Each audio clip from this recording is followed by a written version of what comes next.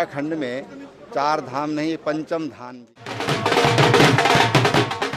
के जूते की आवाज वहां पर होती रहेगी, तभी तक कश्मीर को कोई भारत से छीन नहीं सकता। जिंदाबाद, भारतीय जनता पार्टी जिंदाबाद। और हरिद्वार लोकसभा के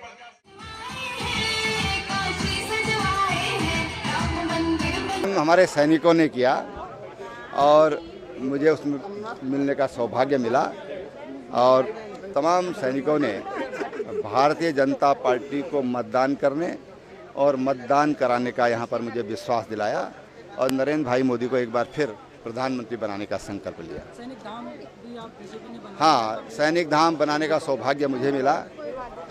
जब नरेंद्र भाई मोदी एक बार देहरादून में आए थे तो उन्होंने कहा था कि उत्तराखंड में 4 धाम नहीं, पंचम धाम भी है, वो सैन्य धाम है। उसी में से कॉन्सेप्ट दिमाग में आया और हमने पंचम धाम के रूप में सैन्य धाम की नींव रखी थी। इस क्षेत्र में काफी भूतपूर्व सैनिक रहते हैं और आज सम्मेलन में किस तरह का समर्थन नहीं, आपने देखा है कि तमाम सैनिक किस तरह से उन्होंने अपना समर्थन जाहिर किया। कितनी खुशी, कितना जोश, कितना उत्साह हमारे सैनिकों में था, ये देखने को मिल रहा था। आप भी सैनिक रहे हैं और इनके बीच मिलकर मैं सैनिक नहीं रहा हूँ, मेरे पिताजी सेना में थे और मेरे पिताजी ने द्वितीय विश्व युद्ध में भाग लिया था और उस बात का मुझे गर्व है। देखो, ये हरिद्वार लोकसभा का सौभाग्य है, यहाँ की जनता का सौभाग्य है कि हमें जो है प्रत्याशी के रूप में भारतीय जनता पार्टी ने आदरणीय त्रिवेंद्र सिंह रावत जी को दिया है। अगर इनको दिया है त्रिवेंद्र सिंह रावत जी को रूप में, इन्होंने जब सीएम साहब थे तो यहाँ पे सैन्य धाम का निर्माण करने का काम भाषा ने किया, उसका शिलान्यास से लेके लोकार्पण का काम भाषा ने किया। अभी आप ये देखिए कि यदि यहाँ पे जीत का मार्जिन ज़्यादा होता है और केंद्र में भाषा स्थापित होते हैं, एक कैबिनेट मंत्री के रूप में एक अच्छा मंत्रालय मिले, तो सेवा किसकी होगी? वो सेवा अपने लोकसभा हरिद्वार की होगी, आप ये मान के चलिए। और भाषा ने काम करके दिखाया है। भाषा को मैं व्यक्तिगत रूप से जानता हूँ, वो एक सरल, सभ्य और अगर सौम्य इंसान है। उनको कोई भी जाके मिल सकता है। उनकी संघ की पृष्ठभूमि है, शाखा से लेकर वो सीएम तक बने, आप ये मान के चलिए उनको कोई भी आके उनको मिल सकता है, अपनी समस्या का समाधान करवा सकता है। बात साहब के कोई घमंड नहीं है किसी प्रकार का, जैसे थे वैसे हैं और वैसे रहेंगे वो। निशंक जी भी यहाँ पे 10 साल रहे हैं सांसद, क्या आप बीजेपी को वोट करोगे या पर्सनल आदमी को वोट करोगे? नहीं, देखिए ऐसा है कि आप ये मान के चलिए कि पार्टी जो राष्ट्र में काम कर रही है और एक इस पूरी श्रृंखला में जो महत्वपूर्ण कड़ी है वो एक सांसद होता है। यदि सांसद को आप मजबूत करके भेजते हैं तो विकास किसका होता है? लोकसभा का विकास होता है।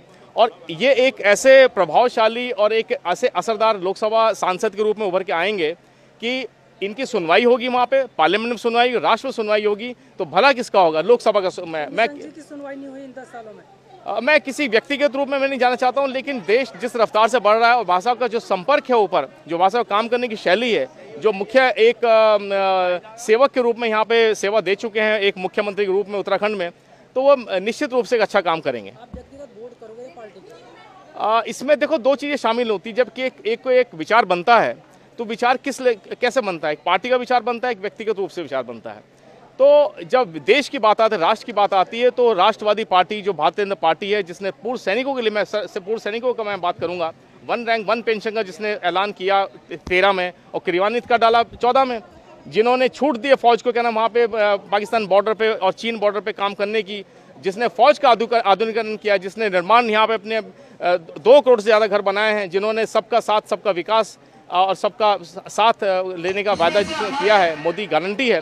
जो 5 ट्रिलियन इकॉनमी की बात करते हैं, 47 में डेवलप्ड नेशन की बात करते हैं, हम उसके साथ में। मैं फिर आप निशंक जी का नाम ले रहे हैं, वो भी पार्टी के कार्यकर्ता हैं। मौका सबको मिलता है, उनको 10 साल मौका मिला है, अब भाषा को मौका मिलना चाहिए। इनको भी काम करने की इनकी शैली अलग है और शैली जो है उसी के अनुरूप होगी जो पार्टी की रीति नीति और अपने उनकी पॉलिसीज़ वगैरह हैं। जी, धन्यवाद।